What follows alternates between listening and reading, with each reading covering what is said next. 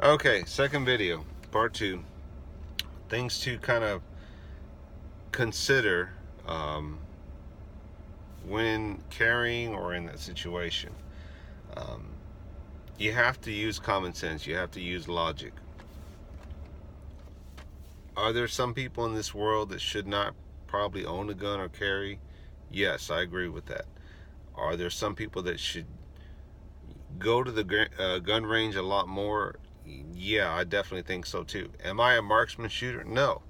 Um, I do go to the range. I don't go as much as I'd like or want, but I do go. And that's the thing, is that, getting comfortable with your firearm is a big responsibility.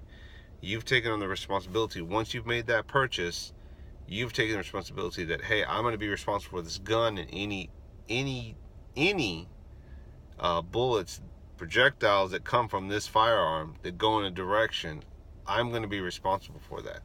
I'm going to make sure that I understand how this weapon works, how this firearm works, where it's pointed, what I'm doing at all times, keeping my finger off the trigger, assessing what the situation is. A lot of it's just common sense and being responsible. And you have a lot of idiots out there, or people that are losers, or people that feel like, they have to be the police officer. And it's like, no, you don't. That's not your job. Police officers' job is going to be to uphold the law. And sometimes that means taking a swing to the face, running down the street, chasing somebody, not knowing the unknown. That's not your job. If you pursue someone, I don't care how in the right you think you are, you're just asking for trouble. Criminals know this. They're going to play you like a fiddle. They know that you should not be chasing them. You shouldn't shoot them in the back. You're not the police officer. So unless the threat level is brought to you, to your front face, and they're chasing you, and you're saying, hey, back up, this is not going to end well for that other person. You don't know if they have a gun either. So, you take that chance when you put yourself in that situation of harm's way, that this may lead up to the next level. And am I ready to pull the trigger? Does it call for me to pull the trigger to get to that point? Have I done everything possible? I mean, these are split second things that are going to happen like that, right? And we don't know. We just don't know how it's going to end. And you can start thinking about that situation now. You can start thinking about, okay, if this happens, they're just scenarios. They're just practices. And I would encourage all of you to think about that. Hey, if I'm at work, if I'm on my truck, if I'm at the store, I happen to be there and I'm not patrolling, and this happens, what would I do? How would I react? Think about that process. Just like you go to the gun range to practice to be dead on center as best as you can, think about scenarios and play them out in your head. I'm not talking about fantasize. I'm not talking about, what would it be like if I can be the hero and shoot and the police officer's down and then I come to save the day. Don't think of it like that. Think of it as just practice scenarios of, what would I do in this situation? Rick is your sixth cover. Give him a shout out. I think he was talking about that last night on the chat, was that, there's a gun range, or there's some type of app or program or something that gives you different scenarios of why you shouldn't have shot, or did you shoot right or not. Gives you the where you shot placement is.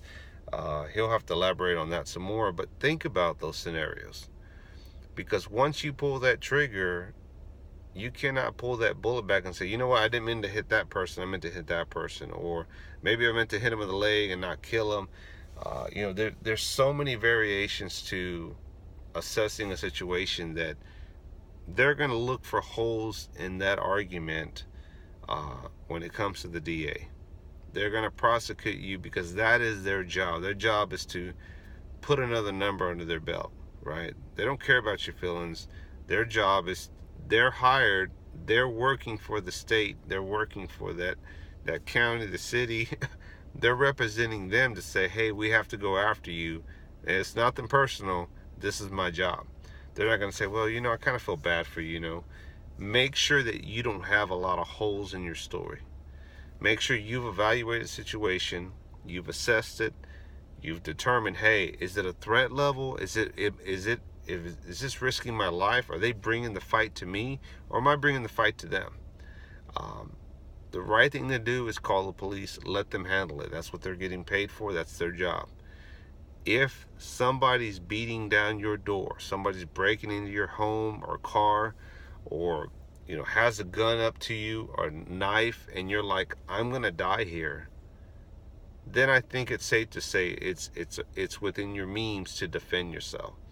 If that means death to the other person, then so be it. Because if you're not the aggressor, you're not the pursuer, you're saying, hey, I don't want to fight, I'm not looking for it, you're backing up, or you're telling them, please don't, not please, but don't come any closer.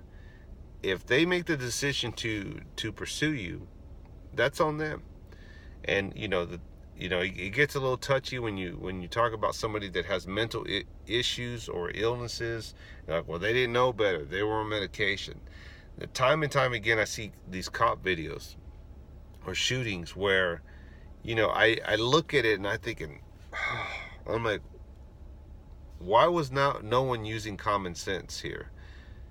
The guy was in a wheelchair, or the guy was obviously had some issues, but when that gun or that knife is brandished, it changes the whole dynamic. So I get why sometimes the police shoot.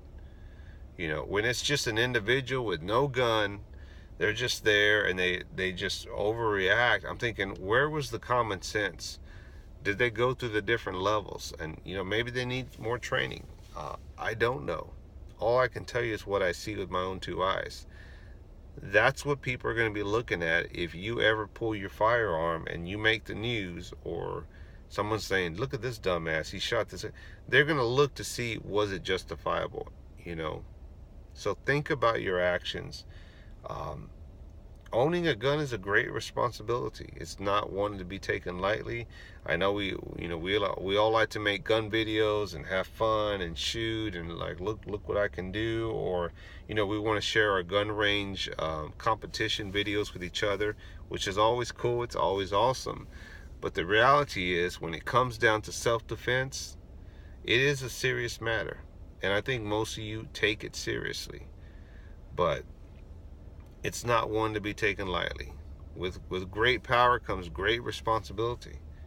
And I'm in the process of taking my LTC class, license to carry. I put it off long enough, but I think it's time for me to go ahead and get it. But in the back of my mind, I'm thinking, look at all these scenarios that happen. I have to learn from them as an individual, as a current gun owner, and as a soon-to-be license to carry card holder. I need to be mindful of these things that play out and how they play out. It makes me think, definitely. So, owning a gun is a privilege, is a right under our Second Amendment. I don't want to ruin that right. I don't want it to be taken away because I made a stupid mistake, or I'm just acting stupid with the firearm and someone gets hurt, or myself. Protect your own rights, but also to use logic, use common sense. And you're not the hero. You're not going to save the day. It's rare, and I mean that in a heartful manner, that yeah, someone could save the day, but don't try to go out and look for be the hero, or try to save the day. If the fight's brought to you, it's been brought. Now you have to decide, am I going to sit here like a sitting duck, or I'm going to defend myself because I have the right to do so. Because you're going to have to answer to somebody. You're going to have to answer to a jury. You're going to have to answer to a judge. You're going to have to face prosecution. So if you're going to get to that level, you're going to put yourself in that situation, just be prepared to explain yourself and to show justification that, hey, I had the right under all means, after everything that was assessed. And that's why we did that first video. Look at everything that led up to that. Was it right? Should he have gotten shot? No, probably not. But things led up to that event. And that's the thing, that a lot of these shootings that have take place, people don't talk about, why did he run?